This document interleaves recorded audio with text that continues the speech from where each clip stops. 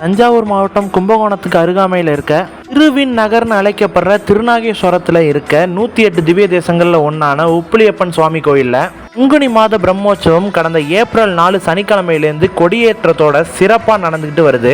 இந்நிலையில சுவாமி பொன்னப்பனும் பூமி தேவி தாயாரும் ஒரு நாளைக்கும் ஒரு வாகனங்கள்ல சிறப்பான அலங்காரங்களோட தினமும் 4 மாட வீதிகள்லயும் திருவீதி விழா வந்து பக்தர்களுக்கு அருள் பாலிச்சுட்டு வராங்க.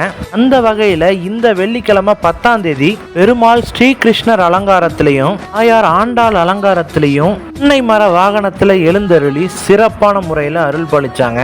தொடர்ந்து இந்த பிரம்மோற்சவத்தோடைய 8ஆம் நாள் திருவிழாவான இன்னைக்கு காலையில பெருமாள் எண்ணெய் தாலி அலங்காரத்துல எழுந்தருளி பக்தர்களுக்கு காட்சியளிச்சாரு. இதை தொடர்ந்து இன்னைக்கு இரவு பகவான் உப்புளியப்பன் குதிரை வாகனத்துல கம்பீரமா எழுந்தருளி தாயாரோட பரிவேட்டை உற்சவத்துல கலந்துகிட்டாரு. இதை தொடர்ந்து இந்த பங்குனி உற்சவத்தோடைய முக்கிய நிகழ்வான தேரோட்டம் இந்த உற்சவத்தோடைய 9வது நாளான நாளைக்கு, அதாவது ஏப்ரல் 12ஆம் தேதி காலையில 6 மணிலேருந்து 7 மணிக்குள்ள தொடங்க போகுது.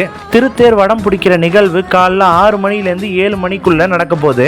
அதனால எல்லாரும் இந்த தேர் திருவிழால நாளைக்கு வந்து கலந்துகிட்டு பகவான் உப்புளியப்பன் தேர்ல எழுந்தருளி பக்தர்களுக்கு காட்சி அளிக்கிற அந்த ஒரு அழகை நேர்ல கண்டு ரசிச்சுட்டு போங்க.